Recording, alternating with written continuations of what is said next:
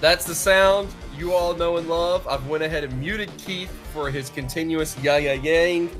It's the first time that we've had to. Oh my god! First time we've had to start off. Released him. So at least there is that. Hey, this is Running Out the Clock. I'm Joseph Craven. You know me. You love me. I'm your favorite person on this podcast. I'm joined by four losers. Chandler. Four losers? Mm-hmm. Chandler, Keith, Roe, and myself. And we are here to talk about the SEC coming out of whatever week that was, week 7 or something.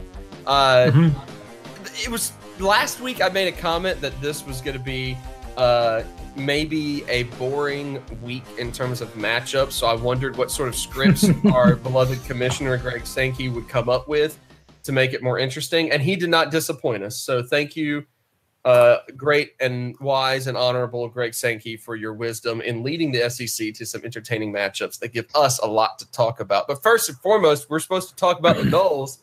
Only there's one issue here. The Noles didn't play last week. And so they couldn't lose. Yeah, I, like an idiot, thought that they did. So, gentlemen, let's talk more about how dumb I am for not noticing that they had. I assumed that they got taken out with the hurricane. I figured that got moved or something. I thought they were playing too. Is my point. I think for penance you should have to do the tomahawk chalk for quite a while. Oh, hey, was Roe under review this week? You know, Keith, I'm glad you mentioned it because that was actually I didn't put it on the outline so it would be a surprise, but you're absolutely right. What a segue! Good eye. Keith. What a rat, man! Speaking of getting blown away by a hurricane. Yep. Roe, of course, missed 2 weeks in a row. No, not a pun there, but so he has to defend his right to be on the podcast. Before we do that, I'm going to give him just a minute to remember he's supposed to do that and to think through an apology and a defense. And we're going to talk about some people who maybe deserve some credit that aren't getting enough credit from this past week in sports. Chandler's throwing down some sweet hand gestures over there. So I'm going to hand it off to him first and foremost. Chandler, do you have somebody in mind who deserves some credit that is not getting it? I do have someone in mind. Thank you. In what is certainly, and we'll talk about it a little bit more later, but what is certainly the weirdest game of the day. Jordan Ta'amu played very well. Scotty Phillips played very well. A.J. Brown, all the usual suspects. And this honor would go to Octavius Cooley if someone else had not made another huge play. And that is, of course, I'm talking about Presbyterian Christian School's very own from Hattiesburg, Mississippi, Isaiah Woolard. Lost in a lot of the just craziness of the Ole Miss Arkansas game. Woolard scored the touchdown that got Ole Miss within, I believe, 3. And it was a 5-yard run. It was about as dramatic of a 5-yard run as it could have been. He hit the hole. Got stacked up. It looked like they were fixing to blow it dead for forward progress, and then he just dragged the pylon into the end zone. So anytime a fellow Mississippi Association of Independent Schools athlete makes a big play, I got to give him a shout-out. So great play, Isaiah, and you're my guy this week. Solid pick. Keith, do you have anyone in mind here? So this very special group of individuals may already be getting credit for what they've done.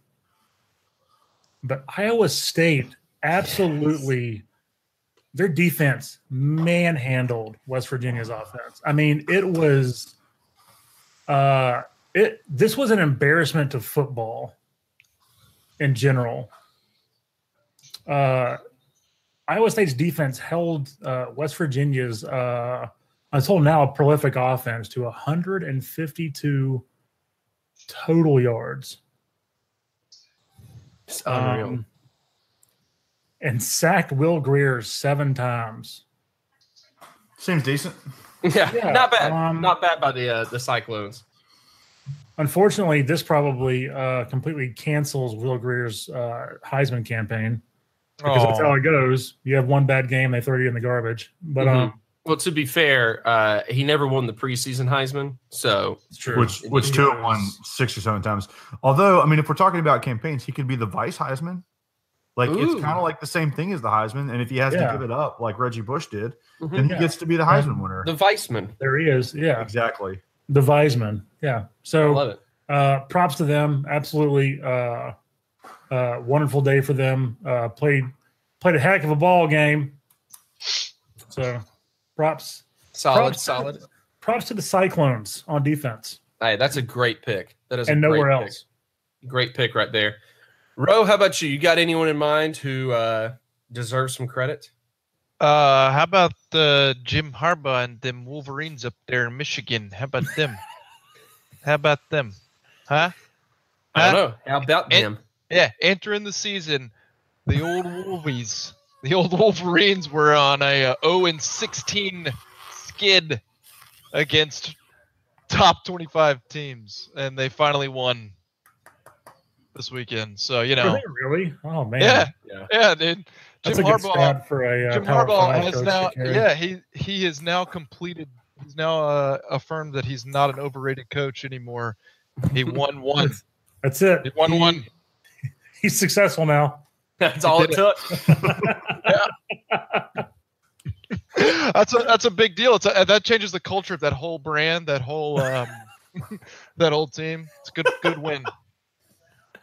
Oh man, that's a solid pick as well. My pick, this one.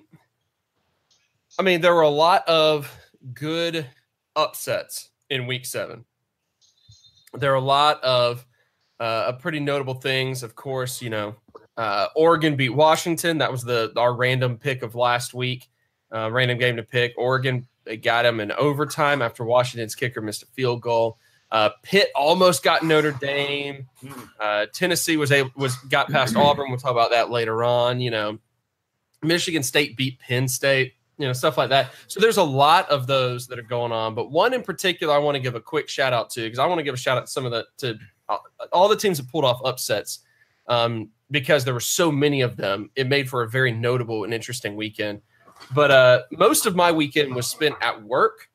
And I work at as Chandler mentioned, a Mississippi Association of Independent Schools school, an MAIS school. And I want to give a shout out to Chandler, cover your ears, to the Madison Ridgeland Academy Patriots, who pulled off the victory over Jackson Prep. That's Chandler's alma mater, so I didn't want to hurt him too badly. But MRA was able to beat Jackson Prep. Prep has been a private school powerhouse in the state for a while. And MRA pulled that off to all but lock down the number 1 seed. And that's notable because MRA has never been a football program of note as far as I can remember. They've had good basketball teams and probably baseball, and that's about it. So shout out to them. My wife works there. Let's move on with the podcast. And, of course, we have to turn it over to Mr. Ro Hunter now. Ro, you are under review in terms of your ability to consistently perform on a podcast level. Please offer a defense of why you should be allowed to continue the podcast tonight, sir.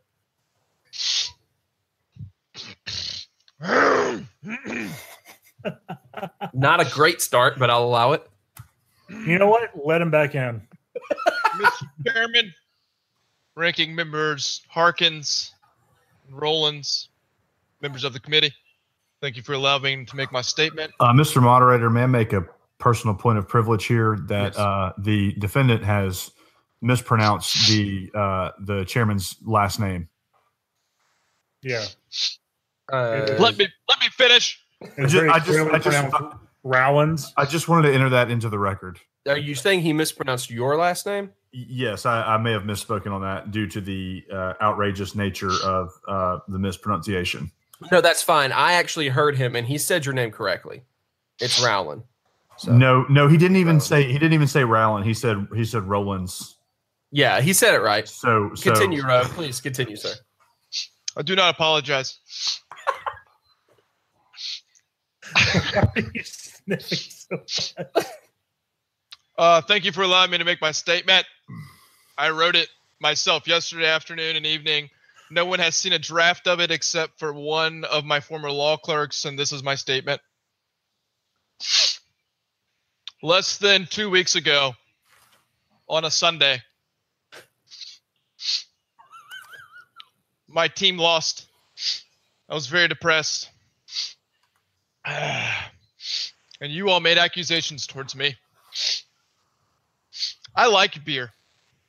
I still like beer. God. I still drink beer. I'm drinking beer right now. God. I will not apologize. I have no excuses. Therefore, no apologies. That is my statement. I hope we can heal and move forward.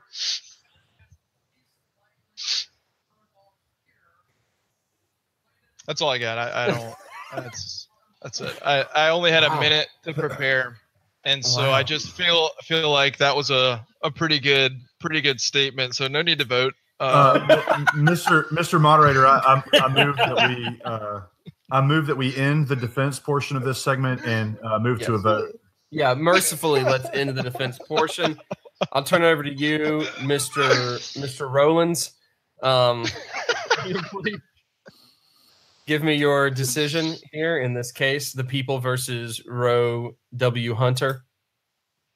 Paul, this here's Bill from Northport, and I just want to say that I thought this man was very respectful of the Tide and the way that he gave his defense, and so I think you ought to let him stay on the show. I'll hang up and listen. I almost feel like I shouldn't allow any of you to talk on this podcast. Keith, what's your vote, Keith? Paul, this is Bill from Northport. No relation to the other Bill that just called in. No, mute him. I'm the only Bill from Northport here because I actually am a Bill in Northport. So stop. This is Bill from North Point. Totally different Bill. Sure. After reviewing all the evidence that was entered in for review today, and consulting with my legal team and my spiritual advisors, and the keg that I have installed underneath my desk at this very moment, I vote in the affirmative that we should reinstate one Roe S.W. Hunter Esquire. All right. That's 2 votes in favor of reinstating Roe. Roe, congratulations. You are still on the show. I'm an optimistic guy. I always try and be on the sunrise side of the mountain to be optimistic about the day that's coming. But today, I have to say I'm so thankful. Just so thankful. I've muted Roe. My boy Special K. Got ahead and muted Roe. I'll let him unmute himself in a minute here. I'm going to run through the scores of the past week before we get into the discussion portion of the podcast. I think that's also the first time we've ever reinstated someone, and he's instantly gotten himself in trouble once again. Really stellar performance from Roe Hunter so far tonight. All right, here are the scores from week 7. I'm going to run through them real quick. Number 14, Florida needed a comeback to take care of Vanderbilt, 37-27. Don't call it a comeback. I will, because it was. Tennessee jumped out big on Auburn. Early on, Auburn clawed back a little bit, but Tennessee held on to the victory, 30-24. LSU welcomed Georgia to Paintown. It was 36-16. I didn't have a witty thing to say about that game. Texas A&M and South Carolina played. Why make up a name for it when it's Death Valley? It's where dreams go to die. Les Miles, man. I'm going to keep going with Paintown. I feel much better about that now that I've said it and it's gotten past me. If not for Ole Miss and Arkansas, Texas A&M and South Carolina would have been the strangest game of the day. Texas A&M jumped out big only to allow South Carolina, well, not super big, but jumped out to a lead. South Carolina fought back hard in the third, but Texas A&M withstood that, won 26-23. Alabama and Missouri disrespected the Tide by not letting them score 40 points. That phrase is copyrighted to 18 Keith Harkins. Keith has that phrase tattooed across his chest, actually. Missouri disrespected the Tide, and then underneath his belly button it says, by not letting them score 40. That's 39-10 was that final score. And as mentioned, Ole Miss and Arkansas in the wildest, weirdest game of the day, 37-33. I mean, Florida, Vanderbilt, Tennessee, Auburn, South Carolina, Texas A&M, and Ole Miss, Arkansas were all really, really bizarre games, just kind of in general. It was a weird week for sure. Let's start off with Ole Miss and Arkansas, only because it was the only matchup that did not have a top 25 team involved. Chandler, I'm going to turn it over to you as our Ole Miss beat writer. It seemed like in the second half, Arkansas's game plan boiled down to let's not touch Jordan Ta'amu for the rest of the game and see what he does.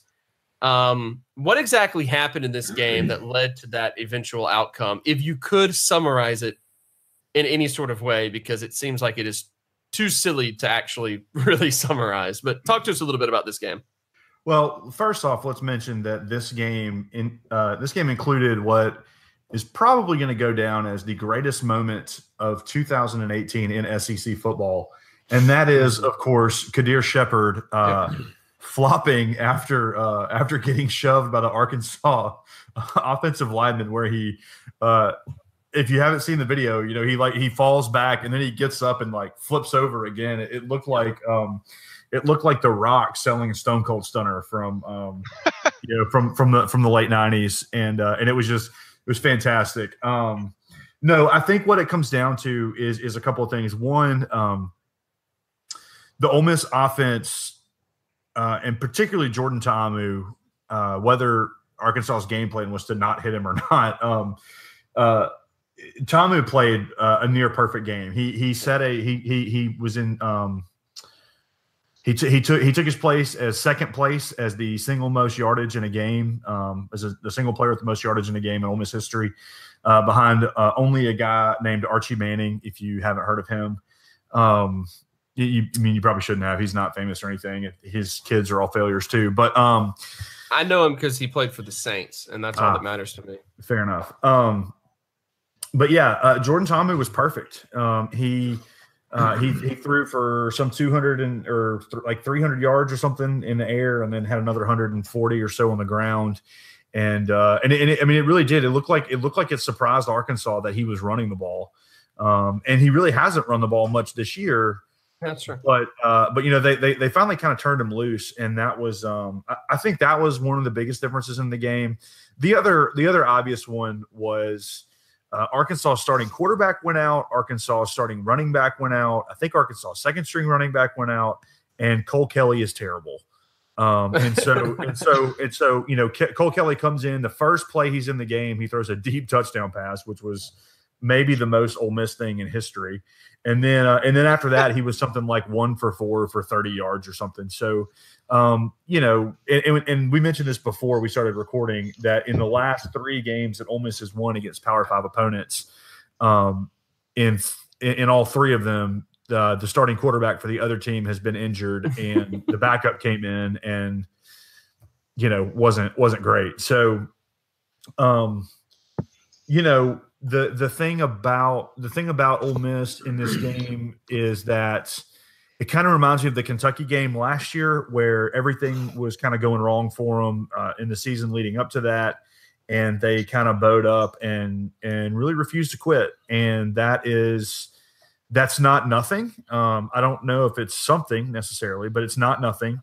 And yeah, it was just, but I mean, it definitely lived up to the hype. Ole Miss and Arkansas have been just absolutely crazy games for however long. I mean, you go back and there was the crazy 4th and 25 play. There was the crazy game where it was raining and Bo Wallace got hurt, and you know, Devontae Kincaid and Ryan Buchanan had to play, and that was when Hugh Freeze was like, you know, maybe Chad Kelly's troubles at Clemson weren't that big of a deal. And then you know, even going all the way back to, you know, 2002 or so, where the game goes into 7 overtimes. I mean, this game is always crazy, and Saturday definitely lived up to the bill, but Ole Miss got the win. So it's been crazy for years. And this was just another entry in the series. You know, that's all it was. Yeah, just so you know, Cole Kelly did complete 2 passes. One was a 39-yard touchdown, so it means the other one was a 21-yard catch, and then he missed 3 on 3 passes. So, and the interception that he threw at the end was basically a punt. Yeah, like it was. There was not an Arkansas receiver, I think, on even that side of the field. Like, what a way to end the game. Yeah, there was one dude, but he was about 15 yards short of where Kelly threw the ball. Yeah. It's like he saw the guy and went, I'm going to put as much mustard on this pass as humanly possible. And it just went nowhere but to directly to an Ole Miss defender. It was really remarkable. But yeah, I mean, if you go back and look, Ty Story was playing really well to start the game. And then I can't remember the guy's name, the starting running back had like 7 carries. The Dream Boyd. Yeah, Rakeem Boyd had like 7 carries for 110 yards. So yeah, losing those guys definitely hurt them really, really bad. Yeah, Rakeem Boyd has been a breakout stabilizing piece for Arkansas so far on this season. That has been obviously a big time transition coming out of the I don't know what offensive style you could call what they used to do, whatever, just a bunch of large people trying to move forward for 3 yards. The technical term for it is Burt ball. Burt ball. But Rakeem the Dream Boyd has been a stabilizing factor in the transition to a spread offense under Chad Morris. 109 yards on the ground, 36 through the air on 2 catches, been a good all-purpose back for them. While Devwa Whaley has been Whaley has been the more powerful guy, and Boyd, of course, off of that incredible day, not enough. Ty Story had 70 yards on the ground as well, but Story only had 122 yards through the air. Arkansas really tried to run the ball quite a bit more, and probably you have to think weather having a factor. With the start of the game in particular. By the end of the game, the weather had really cleared up, and it played much more into Ole Miss's favor in that regard as well. But yeah, just a weird game. Hey, a very weird game. Ole Miss threw to the tight ends. I mean, that's the first game. That's the first game all year that Dawson Knox and Octavius Cooley have really gotten any traction at all. And Cooley, of course, had that huge 60-yard catch and run. That I think a lot of Ole Miss fans have really been waiting for. I mean, I personally am a big fan of Octavius. I watched him play several times in high school, and he's the kid from Laurel or something, Laurel. Right? Yep, Laurel. Yeah, I was hanging out with my close personal friend Joe Moorhead in Laurel this weekend. I saw that. So, I'm such a fanboy. We're friends, man. We go way back. Such a fanboy. I remember one time seeing Andy Kennedy in person, and thinking, oh man, that's cool. I might, want to say hi to him or something. And then 2 weeks later, he had his international incident, and I was like, oh, maybe I'm glad I didn't get my photo taken with No, you definitely should have. That's more of a reason to do it. Another very, very bizarre matchup on the day was Texas A&M and South Carolina. A&M at the half was up 13-0, had blanked the Gamecocks through the first 2 quarters. A lot of that was Kellen Mond doing his thing. Jay Sternberger, one of the best tight ends in the conference by far, doing his thing as well. Sternberger on the day had 145 receiving yards and a touchdown on 7 catches, averaging almost 21 yards a catch. So a decent day, I guess, for Sternberger, if you had to rate it, But the most notable thing here is that in the third quarter, South Carolina tied the game up. So you're down 13-0.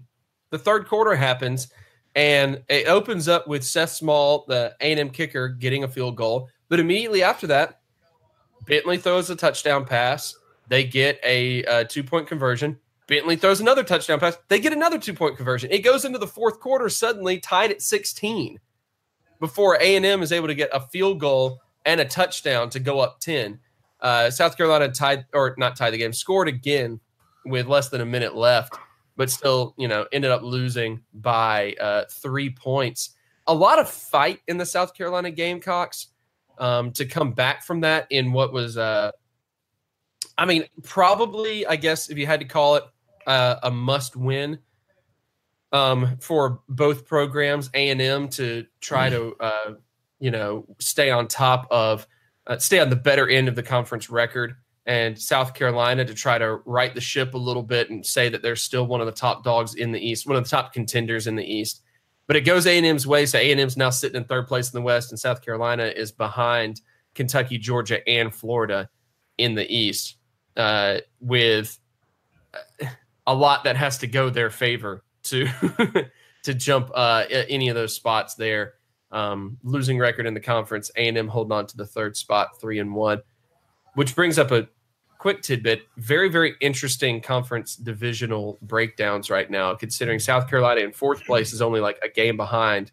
But then in the West, Ole Miss, Mississippi State, and Auburn are all tied, or not tied, but they all only have one conference win so far in the season. So interesting stuff there. That's a quick recap of that game. We're going to turn it over to another game that doesn't necessarily warrant a huge amount of discussion, aside from a few very, very, very interesting talking points. That's Alabama and Missouri. Ro, I'm going to hand it over to you now. Give us a little bit of a rundown on what happened in Alabama versus Missouri, and in particular, the news about preseason Heisman winner Tua Tagovailoa. That's multiple-time preseason Heisman winner, please. Multi-preseason Heisman winner. If you disrespect the tout again, I'm going to have to get Coach Saban over here. So I was the one who handed him the trophy. Anyway. You didn't hand him more than one. Oh, my gosh. So close game yet again. Alabama, another nail biter. Another one they got a claw. I muted Chandler for disrespecting the me in this instance here. Sorry, Ro, continue. No, thank you. Well deserved. Anyways, close game yet again. Really, the only thing worth noting is that Missouri was able to score 10 points. Not a lot of teams this year have scored 10 points on Alabama's defense. Obviously, you just hit on it a minute ago. Tua goes down in the third quarter with an aggravated knee sprain. Which is something that had popped up in practice. Is that right? Yeah, a couple of weeks ago. I mean, he wore a protective knee brace on his right knee against Missouri. He still was able to throw for 265 yards with 3 touchdowns and no interceptions before aggravating the injury while running, I think, on like sliding or something. But he immediately went to the sideline. Trainers tended to him. He spent about 10 minutes in that little tent that they have now. And his parents came down, and basically they gave the mom pretty much gave the update and said that he's okay and he's totally fine and he'll be just fine and he'll probably start next week. So that's about it. It's good news for Bama if he is fine, because as noted, their backup quarterback is absolute trash. Oh, he's terrible, dude. Will never amount to anything, and definitely could never win any conference games, much less any conference championships or national championship games. But one of the worst quarterbacks in the history of the game. Exactly. Absolutely terrible. Yeah, just absolute. Yeah. It almost hurts me to watch him. Go ahead and mute me. Yeah, you know it was coming. You know it was coming. Are you going to let him finish the show after that? Roe is under review for next week. Yeah, he's going to be under review again, I think, at this point. I think that's since both Keith and Chandler have taken offense to that, that's going to be another review next week. Make you really think about your actions. Okay, but for real, let's ask the question real quick. Let's just say theoretically this is a bigger injury than it seems to be, because it seems like it's probably precautionary, nothing definitive, nothing really out in the open there. But let's just say theoretically maybe it is, and Jalen Hurts has to take over in a bigger role and be the starter again. The real question here, and I'm going to ask both you, Keith, and Chandler here, starting with you, Keith, does that matter that much? I mean, ultimately no, because Alabama is still a very good and a very deep team. I mean, Hurts isn't a as prolific a passer as Tua is, but I don't see it being something that'll break the tide down going forward. If Tua is unavailable for an extended amount of time, it'll be interesting to see what kind of a game that that LSU game turns into. But I think ultimately Alabama is still who they've been all year, and that is a very, very deep, good team.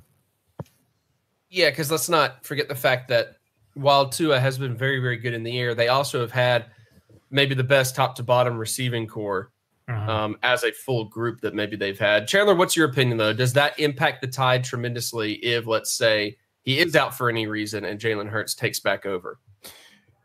I think the only game that it would impact them in would be LSU, and I still don't know that I think LSU's got enough on offense to really kind of score on Alabama's defense. So, you know, they go from beating teams by 35 to beating teams by 24. So it is a definite change. I could see it being the difference between a championship season and a totally undefeated season.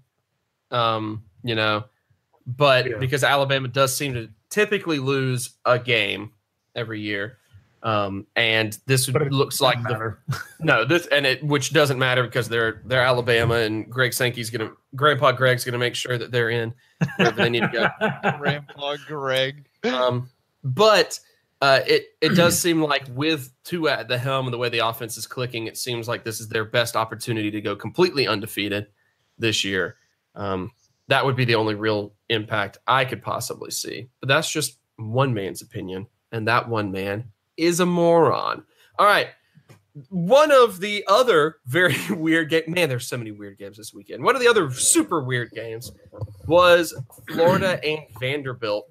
If you look at the box score, super strange. Of course, in the second quarter, Vanderbilt had jumped out to a 21-3 lead before Florida made a comeback, eventually taking the lead back at the beginning of the fourth quarter and walking away with a 37-27 victory. There was the weird dust-up between Mullen and Derek Mason and Todd Grantham and whatever players were involved. Just a very strange game. Keith, talk to us a little bit here. What was going on? What was the storyline in this particular matchup? Well, in the first quarter, I had my PTSD flashbacks to the Kentucky game because, you know, we were talking about it while the game was happening, and just about everything that could go wrong for Florida went wrong in that first half. They were able to salvage it and kind of get the score to a manageable deficit right before halftime, but there were a bunch of really weird turnovers at very important spots in the field. Then there was the one turnover that was almost specifically choreographed by Benny Hill himself, in which Franks kind of kept the ball and was going around and was tackled very awkwardly. Ball popped out, and then both teams played hot potato with it all the way, you know, like 35 yards downfield before Vanderbilt finally covered it up. But maybe the weirdest thing about this game are the stats. Florida, and I want to make sure that everyone's sitting down, but and ready. Florida ran 92 plays, which is maybe the dumbest thing I've ever heard in my entire life.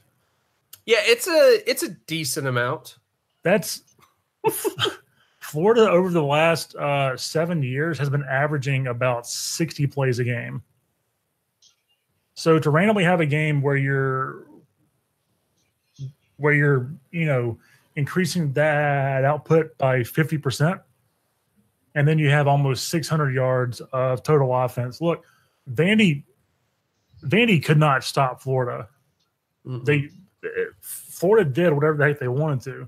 Franks very quietly had an almost 300-yard game, 2 touchdowns, 1 interception, which was one of those things where he throws the ball and it just hits a guy that pops out of nowhere, and the ball pops up in the air and some guy gets it. Florida got almost 300 yards on the ground. Piron is showing that he is basically the guy going forward. He had almost 100. Well, He had 121 yards rushing, but also 93 yards on the ground. One came in that really big play towards the air, the game. Yeah. You said on the ground, you meant through the air. Yeah. Yeah. Lots of screens for him. But Vandy almost won a game solely off of opportunities, off of turnovers. And so I wouldn't say that it's one of those things where Florida came out and was sleeping, because they really weren't. I mean, Florida's offense looked really good. Florida's defense just did not have an answer for Keyshawn Vaughn, and it was really unfortunate that he got taken out of the game so early. But Keyshawn Vaughn, he accounted for 130 yards of total offense in one quarter. Yeah, and then I don't think that Vandy even matched that for the rest of the game with the rest of their offense. I don't think so either. Just looking, not really digging into it much, but it just kind of looks like up the top of it. Yeah, but like you were saying, Keyshawn Vaughn had a huge day, but what was really weird is how big it was on limited touches. I mean, he only had the one screen reception that he took 75 yards, but then he only had 7 actual carries. Yeah. But they happened to be for 56 yards, Yeah, 8 yards a carry. He was very explosive for them early, and a big reason why they jumped out to that huge lead. So him exiting the game that early was really unfortunate if you're a Vanderbilt fan. Kind of a big sigh of relief from the Florida Gators side, because you take out a guy that was, that explosive, who your team seems to have a lot of trouble figuring out. And then, that was the game. And of course, there was the ugliness that descended upon Nashville that day. Yeah, one of the strangest situations I've ever seen, in two teams that have no actual bad blood between them at all. There's no rivalry there. And there was a weird almost bench clearing brawl. Almost. Coaches clearing brawl. All because coaches wanted to yell at each other a lot. Man, that was so weird. One of the strangest things. Do you think old Greg Sankey will throw down some fines or whatever for both the coaches? Man, Greg Sankey didn't even watch that game. He forgot it was even happening. What is no? I do think it's important to note, of course, that there was the moment in which the coaches were very heated, and then as soon as the game was done, both of them very clearly, they hugged. Yeah, made amends, had a good, and I think it was Mullen who pointed out. He said that he and Mason had known each other for a long time and consider each other friends. So it's not just one of those professional rivalry things. It was that probably played into it a little bit, is that they actually do know each other. They felt like they could lose their cool a little bit with each other. Can I point out that when coaches say they're friends, I never believe them? Right. Of course not. No coach is actually friends. They're not friends. Coaches are known antisocial people. They are guys who, if Derek Mason wins, then Dan Mullen loses, and Dan Mullen loses millions of dollars. They're not friends. I imagine it's the same type of relationship that the two coaches had in Waterboy, where the guy had to imagine him as a puppy dog face in order to beat him. No. Dan Mullen stole Derek Mason's playbook. Oh, that's what it was. Oh, I got the plot lines mixed up. I thought, my bad. Which is really notable, of course, because in Baton Rouge, we have Farmer Fran himself as the coach there. And he's Speaking of stolen playbooks, did you guys read the story from a week ago where Mike Leach made a fake play script? It was 1998. Made a fake play script and then intentionally dropped it on the Texas sideline. That's incredible. Texas picked it up and played defense based on that. And Oklahoma jumped out to a 17-0 lead. Yeah, can you imagine that coaches meeting? Like, this is gonna get them, boys. That's what pirates do. Pirates use deception. Well, he didn't tell anybody. He didn't tell anybody about it. He just did. You have to read the story. It's very fast. It was when he was fantastic. It was when he was like his first year or something as the OC of Oklahoma under Stoops, and he and like a grad assistant decided to pull it off. Pulled in one player to drop the thing and didn't tell anyone else. And Texas ended up winning the game because Texas was just better that year. But Oklahoma had jumped out to a big lead beforehand. Just fascinating story. Look it up whenever you get a chance. Really, what really coach fascinating. Finds that and is like, you know what? This is definitely real and not at all staged. Yeah, that's the thing. They looked at it. They were like, "There's no way, right? There's no way," and so they went with it anyway. Yeah. That coach's name is Mac Brown. You've got to read the story, but Leach did it intentionally to like he was running the same formations, but then running like different plays. Like the plays he was calling looked close enough that they actually were like, okay, he's doing it, and so that you've got to find that it is an incredible story. And then I think it even said that he would purposefully run like one of the plays, like the way it was drawn up, and then he was completely sold on pulling the scam the whole way through. Just incredible stuff. God. And Mac Brown didn't know anything about it. It was his DC that took it and fell for it, and like didn't admit to it later on that he had fallen. It was I think Mac Brown learned about it just like a year or two ago. It was one of those types of things where someone told him and he went, "You're kidding me, right? That's what happened." This is my favorite college football story of all time now. It's unbelievable. It's so good. So good. I also highly recommend, and I sent it to you guys in the group text and no one responded because you hate me. But I also highly recommend you look up the old video that John Boyce of SB Nation did about the 222-0 Georgia Tech versus Cumberland game. Because that's I thought that was made up, dude. I thought that was one of your Madden things that you had done. It's real. No, that's why I didn't comment on it. I was like, oh, Joseph did another simulation or something. I appreciate that, but not even I could have thought up about old simulation Joe. Yeah. John Heisman was an incredible man. That's all I got to say. He really understood the press very well. Okay. Let's look ahead. Yeah. To summarize, I think it's safe to say that exactly what you were saying, Keith. It wasn't necessarily that Vanderbilt looked like the better team. Florida looked like the worst team during that stretch. It's that Florida just seemed to be incredibly unfortunate, Yeah, for sure. Fumbles that just bounce a weird way, and all of these sort of things. Outside of Keyshawn Vaughn being maybe the best player on the field, for the switch he was in. You've also got to factor in Florida's coming off a 2-week stretch of incredibly emotional games. They go to State and win. They get a huge game, and then they got to go to. I mean, Vanderbilt at 11 a.m. is a hard place to play for all the reason for like all any the game at 11 a.m. Any game at 11 a.m. But like you take all the reasons that like Death Valley at night is a hard place to play, and then make them completely opposite. Exactly. That's why Vanderbilt at 11 is hard to play.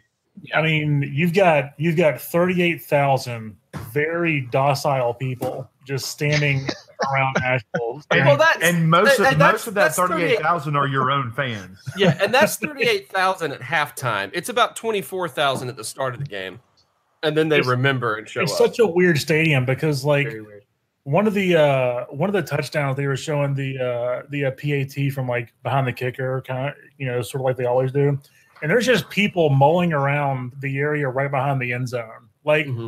Like it's not like a camp out spot. Like people are just kind of standing around and walking around. It's the most bizarre setup I've ever seen. It's so strange. The only time I've actually been there was for a concert, and it fascinated me to see it in person because I've seen it on TV and it always just like, oh, this is a small place. But then you see it in person and you're like, this is a very strange design for a stadium. Like it's kind of just architecturally fascinating to look at because you're like, no other stadium looks like this. Not saying it's necessarily good. Not saying it's necessarily bad. It's just a weird design. And it's somehow not as weird as their basketball stadium. Right. That's still the strangest thing you'll ever see. I was just about to say that. The weirdest place I've ever been. Favorite basketball. Still the strangest thing. And, of course, their football stadium, just for anyone who's listening who's in the state of Mississippi, Their football stadium is right off of the Natchez Trace Parkway. I don't think I ever realized that. Yeah. If you were it's on Jess Neely Drive, and if you were to pull up a map, you'll see the Natchez Trace just a little bit far away from that. I'm looking at trying to find it. Yeah.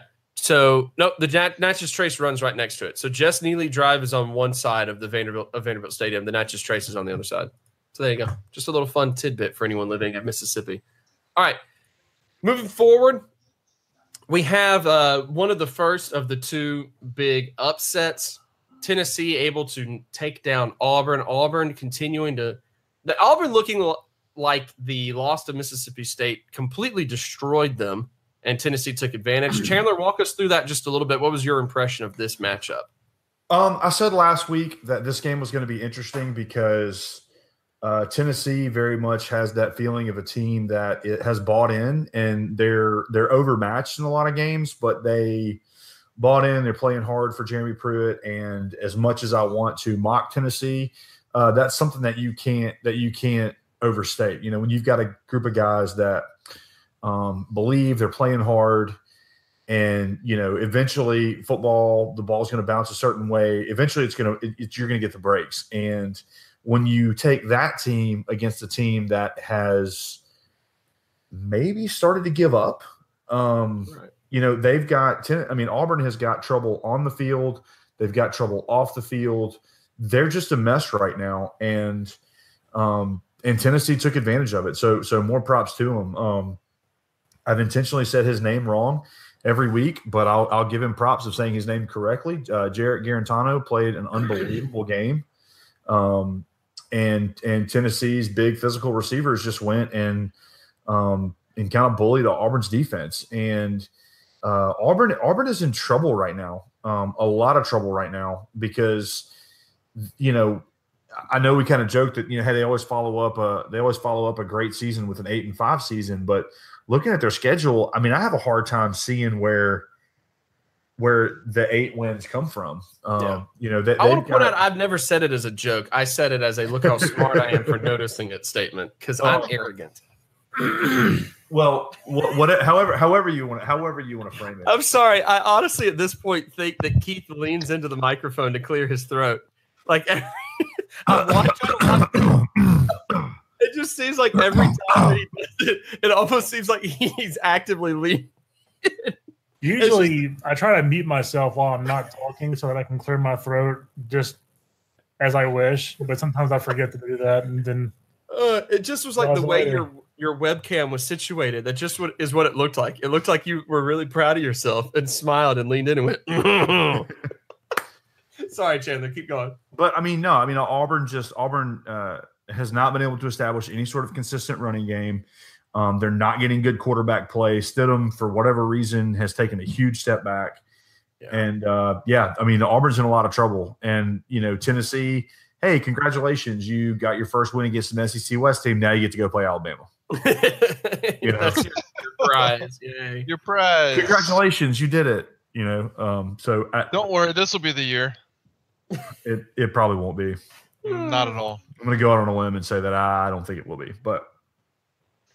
Oh man, it was a weird one. Let's see. Auburn was able to get up 17-10. They got up 10-3. Second quarter, it ends up 17-13. But then the third quarter happens, and you get 2 touchdowns out of Tennessee. One of them being a touchdown pass, one of them being an 8-yard fumbled return. And at that point, like, Auburn just struggled to get anything else going. To his credit, Stidham threw for a lot of yards. You know, that's about it. He went 28-45, so he threw until his arm fell off. He had 322 yards. He had 2 touchdowns. He had 2 interceptions too. It's a rough one for sure. And the question that we like to ask in the podcast when it comes to these sort of games is, who do you think it says more about, the winning team or the losing team? Chandler, you kind of hinted at Tennessee being a team that's really buying into their first-year head coach and, you know, kind of adjusting to the transition a bit more. I want to hear your opinion, though. Do you think that this says more about Tennessee buying in or more about Auburn falling apart? I thought about this a lot, and I'm glad I asked you. Then it makes me look good too. No, I mean I did. I thought about this a lot, and even as again, I mean it's fun to joke about Tennessee, and I like my opinion about Jeremy Pruitt and about Tennessee had not changed at all. But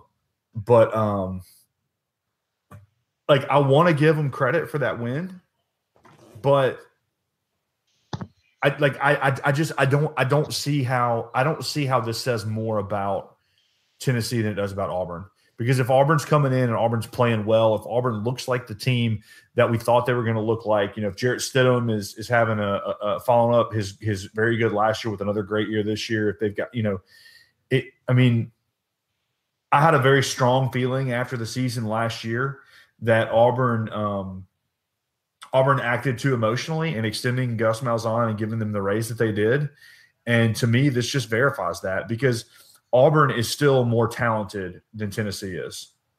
But they haven't been able to put it together. And if they play that Washington game, say on the other side of the Mississippi River, we may be talking about an Auburn team that is just, that the wheels have already just completely come off. And it's hard to argue that they haven't. So while I got to give Tennessee a lot of credit, because Tennessee beat them. They went out there, they took advantage of the situation and won the game.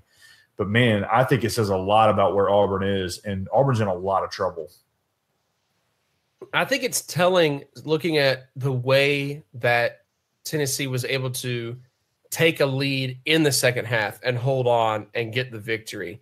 That says quite a bit about it being because if Tennessee had jumped out really early and Auburn had to fight to climb back and all of that, then it would have been maybe saying like, oh, wow, like Tennessee really, jumped up. But no, like Auburn had the lead and let Tennessee crawl back in and take over and win and not let Auburn, get anything else going. So let's run down the line, though. I want to hear the rest of the opinions here. Keith, who do you think it says more about, Tennessee or Auburn?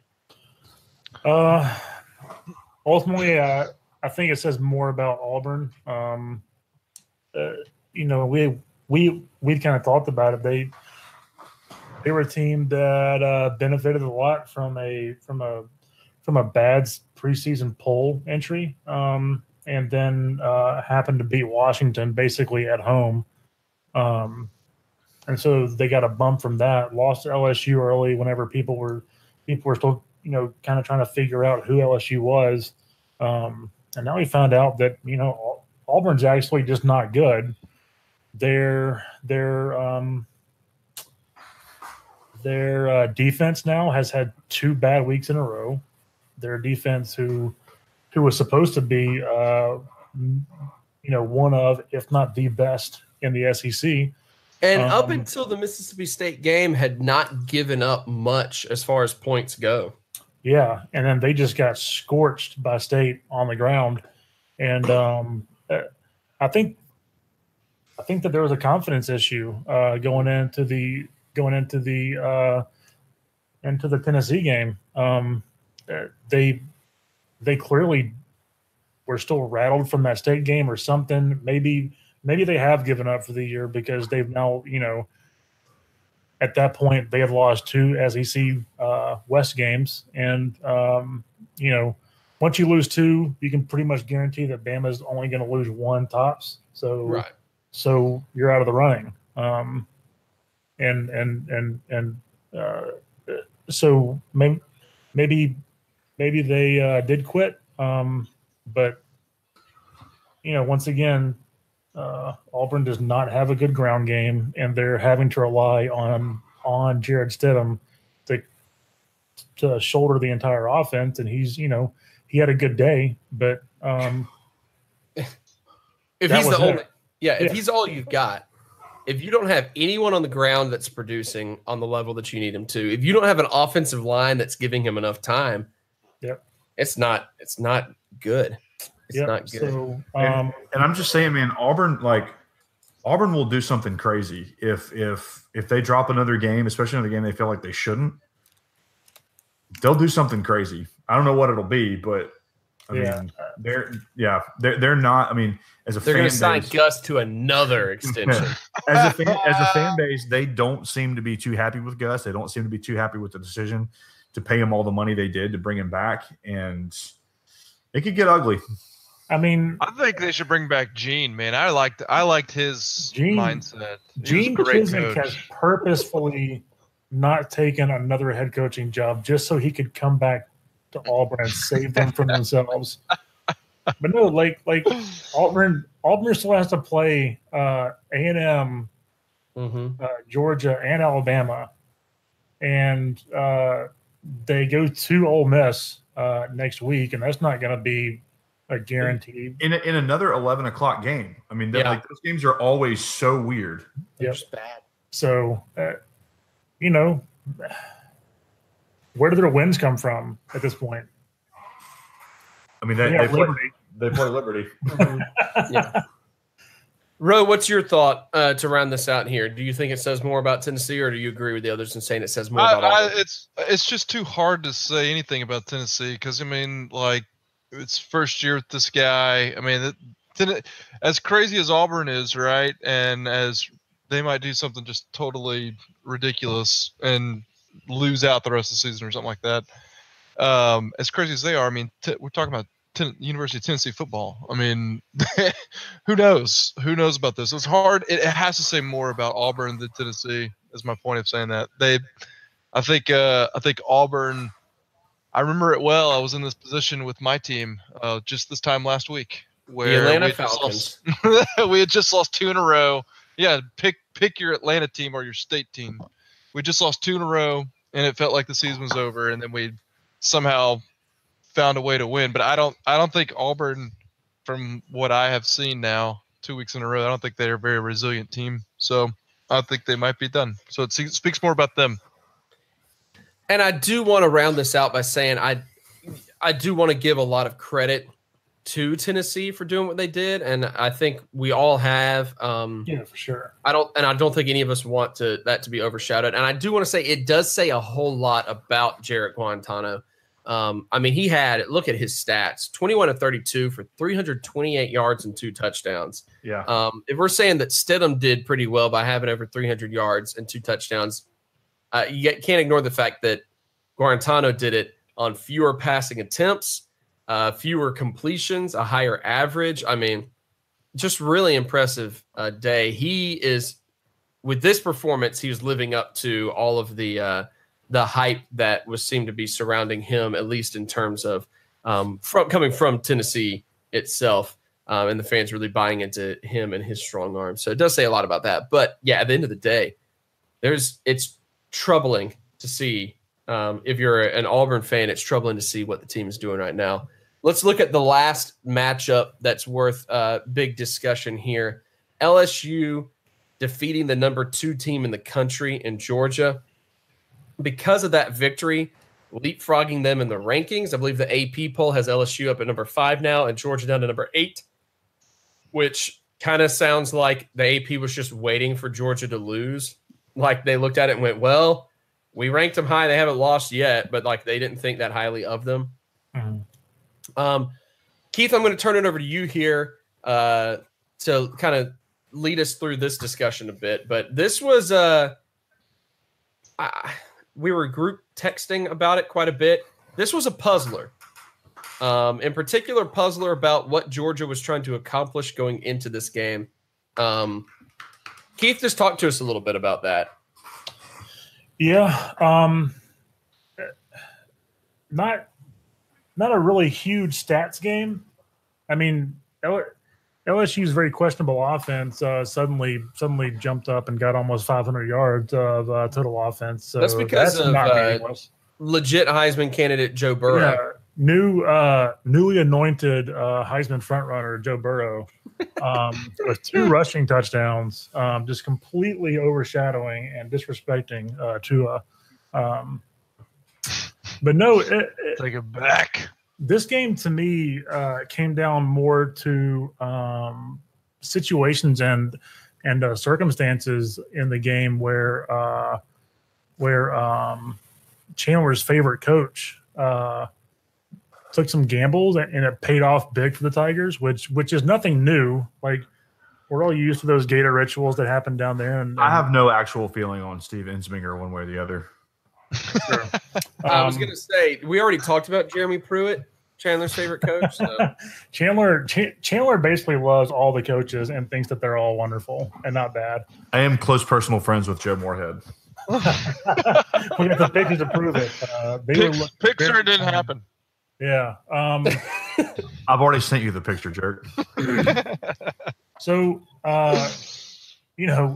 LSU goes for it on 4th down 4 times, gets it all 4 times. And the one time that they punted it, they pinned Georgia down deep. Jake Fromm throws a interception on that drive, which results in LSU points. And to me, that was the kind of story of the game. Georgia was super stubborn, ran the ball when it wasn't working for him very well. And so, like, here we have a game where Georgia's run game was shut down, and they had to rely on Jake Fromm, and he doesn't have a good day. He was 16 of 34 for 209 yards, 1 touchdown, and 2 interceptions. And it's weird because Jake from State Farm is usually pretty reliable. Mm-hmm. Yeah. You can call him at like 2 a.m. Yeah. He also usually only throws the ball 20 times a game. So he had an uptick in that. And when the game's on the line and they're relying on their passing game, it just didn't come through for them. LSU came out to win for sure, obvious with their 4th down play calling. They wanted to win, and they did. So good on them. A week after not having any sacks against Florida, they come out and have 3 sacks against Georgia. LSU just played a really good game, and it paid off for them. They really did. I mean, and I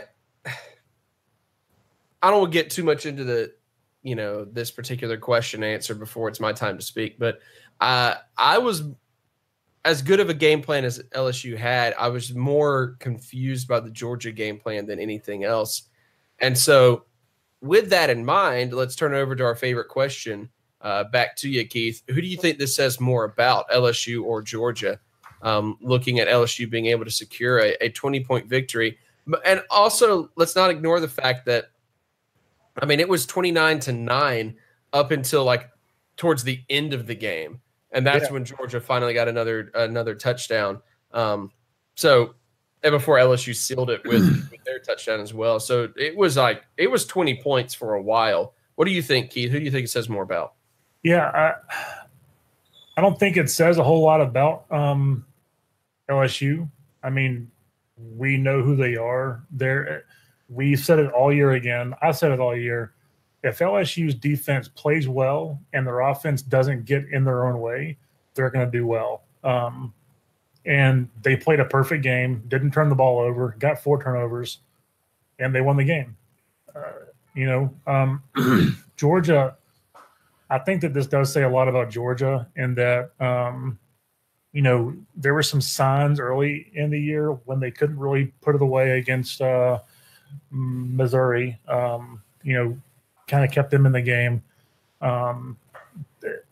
Georgia wasn't blowing anybody out, and they were supposed to have this super effective offense and this, high event defense.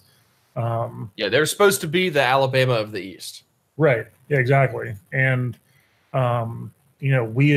we had questioned just about every week, like, what's going to happen whenever Georgia plays a good defense and they shut down their run game. Well, we just found out what happens. Jake Fromm is a good quarterback, I think, but maybe in a similar situation to Auburn, if there's no run game and he has to shoulder the load, Jake Fromm's not a game breaker. I'll just put it that way. So, Yep. yeah. We have an important announcement here. The future 5-star, Mr. Judson Rowland, has showed up on the podcast. He's looking enthused. He's looking very interested. Ready to talk about the Tide. This dude has not slept since like Friday morning. Oh God! Look at that face. He looks like he hasn't slept since Friday morning. And he looks like he is ready to talk about the Knowles. Ro, real quick, let's turn it over to you. Not necessarily. We're gonna turn it over real quick. Doesn't mean you have to be very brief with your answer, but who do you think this game says more about? Dude, I'm gonna be honest, dogs. I think this says a little bit more about that trap house at LSU. That's what I'm saying. Like, this was a trap game through and through for UGA, and there were signs. Missouri rushed for 4 touchdowns on UGA. Tennessee held Jake Fromm without a touchdown pass and sacked him 3 times, and Vanderbilt had 91 yards rushing in the first half a week before. Now, I think Georgia, what I noticed, I think, honestly, I was making a joke about the trap house. I just like saying trap house, but I think, honestly, it says a little bit more about Georgia and their inability to adjust. I mean, I watched most of that game. They were outmatched in every facet of the game. They were not good, and they did not do any adjustments at all. I thought they would do a little bit more with Justin Fields, my hometown hero from Kennesaw, Georgia. Go Hoyas. It seems that the LSU defense struggles a little bit with a mobile quarterback. That's what we're seeing, and I don't know why. I'm with you, Joseph. I don't understand the game plan for Georgia. LSU just got beat at Florida by a very athletic mobile quarterback that can make good passes on the run. That's not all that Franks does, but yeah, I think it says a little bit more about Georgia. I'm a little surprised that they couldn't hunker down, as they say, but I think ultimately I'd probably throw this one that says a little bit more about Georgia and not the trap house at LSU, but I still think it might say something about the LSU trap house. All right, Chandler, round us out here. Who do you think this says more about? I think it says more about the Bayou Bengals. There were so many things here. Looking at LSU's schedule, that it was like, and I tried to talk myself into it that, hey, LSU's going to be bad. Hey, they're not going to be a great team. They're going to struggle. They're going to, they. I don't know if you even tried. I think we all were talked into it at the beginning of the year. If I remember episodes, well, that's pretty much exactly what we were all saying about them. I mean, you looked at Miami and you thought that that could be a loss. You looked at Auburn, thought that could be a loss. You looked at Georgia and even with the way that some of those early games had gone, you thought, hey, maybe Ole Miss, or Louisiana Tech might even be a struggle, but. They've with the exception of the Florida game, who Florida's obviously much better than we thought they were going to be. But with the exception of that game, they've looked really good. And, Joe Burrow is who he is. They're not asking him to be any more than that. And, when he takes clone of Baker Mayfield, if Gary Danielson had his way. Yes, because Gary Danielson is very knowledgeable about football. And, definitely always correct and right in everything that he says. But anyway, no. I mean, I think it's LSU, man. That defense is nasty. They're going to shut down a lot of people. They're just going to devour. They're going to devour running games, and if they get good games out of Joe Burrow, and I mean, they don't have to be game breaker games. They don't have to be games where he's making big plays down the field, where he's just taking care of the ball and not turning it over. I only see one more loss on their schedule, and so. I kind of thought coming into the year Georgia would win the East, but not run the table, and so they kind of are who I thought they would be, which are still really good. Although, all of a sudden that Kentucky game looks a lot more interesting than it did before this week. But sure does. But yeah, man, I've got to temper my belief because I don't think they're beating Alabama, but I'm starting to believe starting to believe in LSU, and there's a certain amount of I don't like there's a certain amount of that Bayou Swamp magic that seems like it's returning a little bit. Miami might call it swagger, but it just looks like they're playing with a level of confidence and a level of just kind of like, screw it, let's just go ball out and see what happens. Right. And by the way, that Alabama game is in Baton Rouge, so that it's going to be was out for a long time. It's going to be a night game in Baton Rouge, and look, that defense is legit. So like I said, I still don't think LSU wins that game, but man, it's going to be wild, especially if it looks like Tua's out for any extended amount of time. Which I don't think that he's going to be, but no, he's not. He'll be starting next week. He'll be doing his normal, playing 3 quarters next week, and it'll be fine. All is well. Yeah. I will say I do think that it also says more about LSU, but it also I believe that it shows that LSU this season is very much into winning games they shouldn't win and nothing else. Because you look at what they've done so far, and it's like they went up against Miami. Well, I mean, they were not supposed to, quote unquote, win that game, and they took care of business. And then you got Southeastern Louisiana, that's whatever. And then they go up against Auburn. Auburn top 10. They're not supposed to beat Auburn. They end up pulling it out against them. Louisiana Tech's whatever. They go up against Ole Miss, and that ends up being what it is. But you go up against Florida, and it's like, well, LSU should be able to handle Florida, no problem. What does Florida do? They go out, they beat LSU. Then he goes up against Georgia. It's like, well, LSU's in trouble now. They're not supposed to win this. They rebound against that. So moving forward, it seems like, LSU is going to be a team that thrives off of being told that they're not supposed to do something more than anything else. And I think that's what that says about them. So that's why it'll be very interesting to see what they do against Mississippi State this weekend, because Mississippi State's trying to and we'll get to this in a minute, but Mississippi State's trying to continue the momentum of beating Auburn and basically ruining their season. And LSU is trying to prove that the Florida game was a fluke and that they don't play down to teams that aren't supposed to beat them. That sort of thing. It's going to be weird. It's going to be a weird one. But LSU's a weird team, and LSU does everything that you don't think they're about to do. And this is a weird year in the SEC. Such a weird year in general. Weird.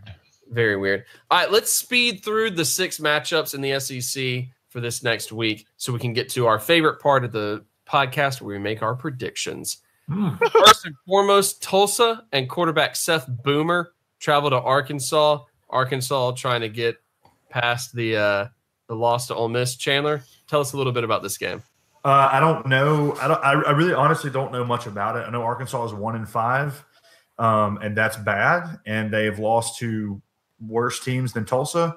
And but a lot is going to depend on Ty Story. He got hurt, knocked out of the game. And then also Rakeem Boyd. I mean, if those guys aren't playing, if they're out for any extended period of time, Arkansas should just go ahead and pack it in. Yeah, it's going to be a weird one. Tulsa, I was watching them play against South Florida, I think, this past week. But it was a pretty uneventful night for them in that particular. So, whatever. We'll have to see what happens there. It's going to be probably strange because it's Arkansas. Memphis travels to Missouri. Memphis is just coming off of a hard-fought game against the defending national champion, Central Florida. Memphis actually had a really good win streak going in before that game. I think the last time Memphis had lost was to Central Florida last year or something like that. I didn't bother fact-checking any of that beforehand, but Memphis gave Central Florida all that they could. The Washington Post gives that 3.5 Pinocchios. Thank you. Democracy dies in darkness. Thunderous applause. Wow. So Memphis has to go to Missouri. Missouri, of course, just wants anything to go right now after the past few weeks. Memphis is trying to earn a little bit more respectability after giving Central Florida a tough fight. That's going to be That's going to be an interesting non-conference game. It's always weird to have non-conference games at this late in the season or past the halfway point in the season. Patrick freaking Mahomes, like that dude's insane. Yeah, I'm just watching that right now. Jeez, I love him. Yeah. He's been terrible tonight. He has not been great tonight. You're right about that, but that was a wonderful play. Anyway. I just want to point out that Memphis's running back, Darrell Henderson, already has 1,100 yards rushing. Does he really? Yeah, he's from South Panola, so big miss there, SEC. On 110 carries. So new Heisman frontrunner, Darrell Henderson. Speaking of South Panola, I do plan on watching the local production of the University of South Panola that broadcasts on local NBC affiliate. Former South Panola head coach Lance Pogue is, of course, a co-worker of mine. Anyway, Memphis and Missouri, I think, is going to be an interesting game. Is Pogue a JA? Yeah. Oh. Mm-hmm. He's the head coach? No, he's the defensive coordinator. Okay. Didn't I text you that the other day? You might have. Pretty sure I did. Keith, I'm going to turn it over to you. Give us a little preview about Alabama going to Old Rocky Top and facing Tennessee. There's nothing to preview here. Thank you, Keith. Chandler, back over to you. Auburn goes to Ole Miss. Give us a little preview. Auburn, the wheels are falling off. Ole Miss trying to keep any level of production going. What do you think? Give us a preview in this game. Yeah, I'm going to talk about this a lot more. I've got some thoughts tomorrow, but no, I think this is a massive game. I think that Auburn's looking for anything to go right, and this is a game where Arkansas ran for 300 yards on Ole Miss. So Auburn's going to be able to run the ball, but Tennessee. But are they? Because it is still Auburn's running game. Yeah, I'm assuming they will be able to because Southern Illinois ran on them at will. But on the flip side, Tennessee had some big physical receivers that gave Auburn a lot of trouble this weekend, and big physical receivers is pretty much all Ole Miss has. We don't know the status of DK Metcalf, but A.J. Brown still exists. DeMarcus Lodge obviously is there. Dawson Knox and Octavius Cooley finally had big games. And, Scotty Phillips, man. Scotty Phillips is a stud. So it's got the potential to be really, really interesting. I still think Auburn wins because Auburn just has got more talent on defense, but I don't feel good about that pick. So, Yeah, it'll be weird. It just kind of will, because you got to see whether or not Auburn is able to repair anything that has gone wrong in the past few weeks here, and if they're even playing hard at this point. Right, exactly. Because with a lot of times with teams like this, when you've got a lot of things going wrong off the field as well as on the field, you just kind of rather be somewhere else. Yeah, exactly. That being said, I'm trying to figure out if we even have the Southern Illinois stats at anywhere I can find. I wonder if Southern Illinois is a run-oriented team, because my question is they were losing to another team in Illinois like 42-3 this weekend. So it's not great. Yeah, it doesn't matter whether or not they're good. It just matters whether or not they're a run-oriented team, because Auburn definitely is not at this point. But anyway, in the East, you have Vanderbilt going to Kentucky. Kentucky, of course, had the week off last week. Vanderbilt had a hard-fought game that they were not able to hold on to a lead at the end. Florida made that comeback. Florida worked them there. Kentucky wants to come out and prove that they can still win games, and they're going to avoid that mid-season, second half of the year collapse that tends to have happened. Vanderbilt, of course, just fighting for any level of respectability. The fact that this matchup is at prestigious Kroger Field makes you think that Kentucky most likely has the upper hand. After all, Kentucky still has one of the top defenses in the country as far as scoring defenses go. They've got those lanky, rangy cornerbacks that should give Kyle Shermer all that he can handle. And the real question is, what does is Keyshawn Vaughn going to miss any significant time with the injury, or is he able to come back and help lead the Commodores out? You think this game plays heavily in Kentucky's favor, however. Yeah. Finally, 2 top 25 teams in the SEC. The only 2 top 25 teams in the SEC, that play each other this upcoming weekend are Mississippi State and LSU, having to go to Baton Rouge, the Trap House down there in Red Stick. Ro, give us a little preview on this game. Well, it is a Trap House, and I don't know that this week will be any different. Obviously, State off this. They had a bye week this week, so they have lots of rest. Hopefully, all the injured players are healed up and ready to go. LSU coming off a ginormous-sized win against the Georgia Bulldogs. State is a 7-point underdog going into this game. It's a night game, which, as we have well established on this ridiculous podcast, that there is swamp magic, there are gator rituals, there are chickens that are sacrificed, there is voodoo that happens because of the you-do that they do down there in the doo-doo of LSU. Hey, just because of that, Ro, you're not under review anymore. I'm going to go ahead and make that executive decision. I redeemed myself with a David Bowie quote, or an adapted David Bowie quote. It's not surprising the Bulldogs will be an underdog. LSU has worked its way up to number 5 in the nation. I really don't know who's going to win this game. I imagine it's going to be close, although last year it was not close. I believe State won by about 30 points in Starkville at a night game, and I think we're just shy of about 500 yards of total offense. Right. If going by anything of that game, maybe we'll win. Maybe State will win. Hopefully, State will have learned that they are not necessarily a passing team at this point. Maybe they'll use Aries and Kylan Hill and Nick Fitzgerald as the Georgia Tech triple option that I've been trying to get somebody to take a notice to on the staff. So if you're listening, would love to see that this weekend. It'll be a good game regardless. LSU is very hot right now. I don't know in terms of what the final score will be. I'm personally, I know we haven't done our picks yet. I'll save my opinion for later, but I think it's going to be a good one, and it's going to be very, very close. It is definitely the top build matchup of the weekend in the SEC, considering it's the only time that 2 top 25 teams are playing against each other in the SEC. Yeah. So it'll be, who knows? This could be an absolutely ugly game. There's no way of knowing for sure until we get there. There's never any way of knowing with anything LSU does because they are a strange, strange team. All right, let's jump into the predictions and get this episode wrapped up. A good little long episode we've been enjoying here. It's been very nice. The first one, we're going to go in order of the games that we just previewed, and we're going to start off with Tulsa at Arkansas. I believe this is one, Keith, correct me if I'm wrong, that did not have a spread on it when you first checked.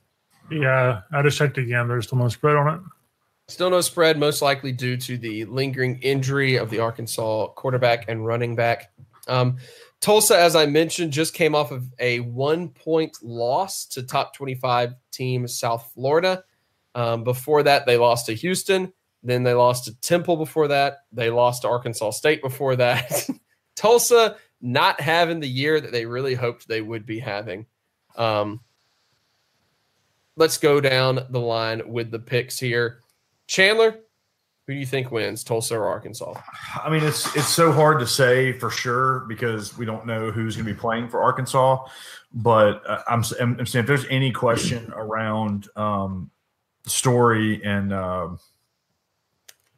forgot the guy's name. Rakeem the Dream Boyd. Come on, act like you've watched Last Chance U before. If there's any doubt with those guys, I don't see how Arkansas wins without them.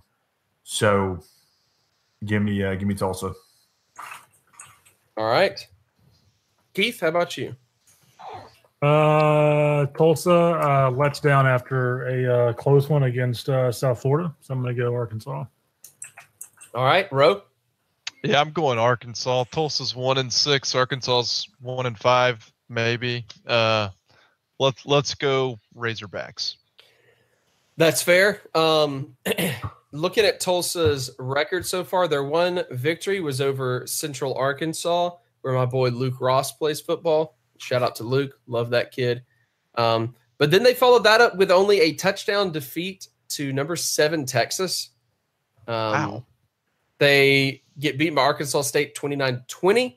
The Horns weren't back yet at that point. The Horns weren't back yet at that point. That's true. Yes, exactly. But the Horns are back now. So Temple beats them 31-17. Houston beats them 41-26. Then they lose by only 1 point to South Florida. Tulsa's a team that plays up to the level of competition. If they view Arkansas as a team to play up to, then they are going to give it their all. And if Story and Boyd, I don't know if Story is going to be able to pass concussion protocol in time to be back. I would assume that was his issue in that injury. I'm also going to go with the Tulsa, what are they called? Golden Hurricanes? Mm-hmm. Yep, that's them. I'm going to go with Tulsa on this one. I know it sounds stupid, but I'm going with it. Oh, a quick recap of Week 7, by the way, when it comes to our predictions. Almost pretty even across the board. 5 for Chandler, 4 for me, 5 for Keith, 4 for Roe. I was the only one that got the LSU prediction right. However, I missed on the Washington prediction. We had no Washington and Oregon prediction from Roe. Oops. That's probably on our bad for not mentioning that. I was the only person that picked South Carolina, and A&M got them. Who are you going to pick, Ro? Who are you going to pick? Washington or Oregon? Mm-hmm. Ducks fly together, bro. Well, that's it. I'm not giving him credit for that. I would have quoted that movie. You know me. I would have done it. Doesn't mean you would have picked. Yeah, you're right about that, though. So pretty even across the board. And a notable thing, we predicted Wake Forest and Florida State without looking at the date and realizing that Wake Forest and Florida State didn't play each other last week. So that's this week. Anyway, that was a quick recap. All right, so I picked Tulsa. Chandler picked Tulsa. Keith and Roe went with Arkansas. Next up is Memphis at Missouri. Chandler? Oh, man. I don't know. Memphis is pretty good. Missouri's defense is pretty bad. So give me Memphis. I don't like it. I don't like it, but give me Memphis. Interesting. All right, Keith? Missouri is a 8-point favorite at home. Oh yeah, I forgot to turn it over to you for that. I don't think it's going to matter. This could very well be one of those games that just turns into a shootout. Like I said, Darrell Henderson already has 1,133 yards on 110 carries, and Brady White is on pace for a 3,500-yard season. I'm gonna go Memphis on this. Wow, we got 2 Memphis picks already. Ro? Which of the Tigers are you picking? Yeah, I don't care if you got Darrell Henderson or Ricky Henderson or Gerald Henderson. I'm picking those Tigers in Missouri. Rawr. That was really good. That was good. Yeah. I mean, the other option that I got for Memphis that I could think of is like judging from what I see in the NFL of Paxton Lynch. I'm going to assume Memphis sucks. And we'll go with Missouri because they got Drew lock me up at a number 1 quarterback. Woo! Which is really funny because Paxton Lynch was the Drew Lock of his day when he was in college. Mm-hmm. So, yeah. He's also the Drew Lock of today, or at least when they played the Tide. But then he got the swag unlocked on him. So that's true. It's a bad time to be Paxton Lynch. Bad time to be a Paxton right now. Look at how much Kelly is producing in the NFL. I'm going to go Missouri on this one as well. He did get in the game today. And I do want to say that I know a sound guy in town named Darrell Henderson, and every time I try to Google his contact and business info, it gives me the Memphis running back instead. And that is the only reason I was really familiar. Him. Yeah, I should just really should. Alabama at Tennessee. Keith, what's the spread on this one? Is there one yet? There's no spread. Stupid Tua injury. Right. Chandler? Todd. Keith? Todd. Ro? Yeah, elephants. And I'm going to go Tide as well. Thank you. Thank you very much, gentlemen. Auburn goes to Ole Miss. What is the spread, Keith? Auburn is a 2.5-point favorite. 2.5. Wow. Almost a pick. Scary number. Almost a pick 'em. Chandler. I want to point out that my prediction for this game is not my prediction. It is actually stolen from a guy named Gray Hardison on Twitter at Belly of the Beast. He's hilarious. But he said that he fully expects that at the end of the season, when Auburn has beaten Georgia, that Gus Malzahn will be standing on a podium saying that the Ole Miss game was the week that things turned around for him. And I don't think Ole Miss can stop their running game, so I think Auburn wins. All right. Keith? I don't like this.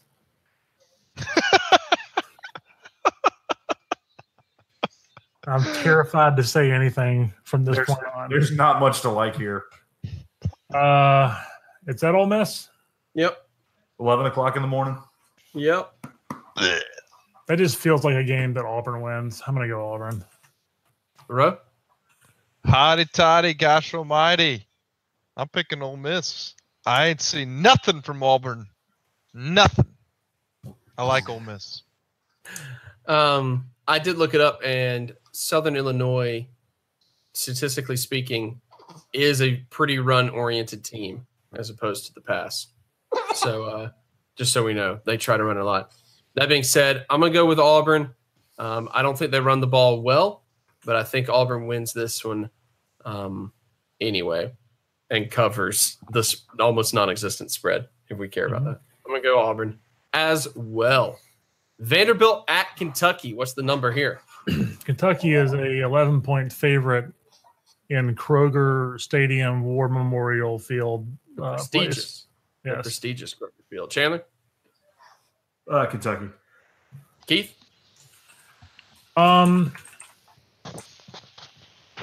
If Vaughn comes back, it's not going to matter. Kentucky. Ro? Benny Snell's going to run for 180 yards. So I'm going to say Kentucky Wildcats, Big Blue Nation. Blue Wave? Blue Very, Wave. very nice. Ashley Judd Wave. Ashley Judd Wave. Very, very nice. What's the rest of Kentucky's season looking like? What's their schedule looking like? I'm trying to decide. I think it's just a big Drake concert. I'm gonna go on a limb and say that Kentucky's playing in the SEC championship game. Wow. After Vandy, they are at Mizzou. They got Georgia at home, at Tennessee, Middle Tennessee State at home, at Louisville. All right, I'm going to go against everything that is within me and say Vanderbilt wins this one. Oh, buddy. And Kentucky doesn't win another conference game. We hardly knew you, Joseph. This is only one of my second dumbest prediction probably on the season so far. Mississippi State at LSU in the biggest matchup of the weekend. Keith? Kentucky. Nope. Kentucky's an 11-point favorite in this game too? Wow. Put in the cover, Paul. Kentucky's good, LSU dude. is a 6.5-point favorite at home. Wow. Ooh. Wow. Chandler? It seems like State has rediscovered the run. It also seems like Auburn is terrible, and it's going to be the strength of Mississippi State's offense and their run game really going up against the strength of LSU, which is just their defense in general. And I think that State's going to have to make some plays in the passing game to win. And if you give me Nick Fitzgerald versus Greedy Williams, I'm taking Greedy Williams every time. So I think LSU wins. But I don't feel good about it because every time I think LSU is going to lose, they win. Every time I think they're going to win, they lose. But yeah, LSU. Your son is enthralled by that prediction. He's staring right at you. Keith? He is. He's actually been eating the cord to the microphone. So solid. Keith? It is delicious. He eats everything right now. So I would like to eat something eventually. Let's finish this episode. So, LSU gets run over by Florida in the run game, turn around and completely stifle Georgia's run game. Did they? Did they? Or did Georgia just stop running the ball after a very successful first drive where they averaged 10 yards per carry? Both, maybe. I mean, they kept them to around 100 yards for the whole game, so pretty decent. Anyway, I'm going to go LSU at home. All right, Ro.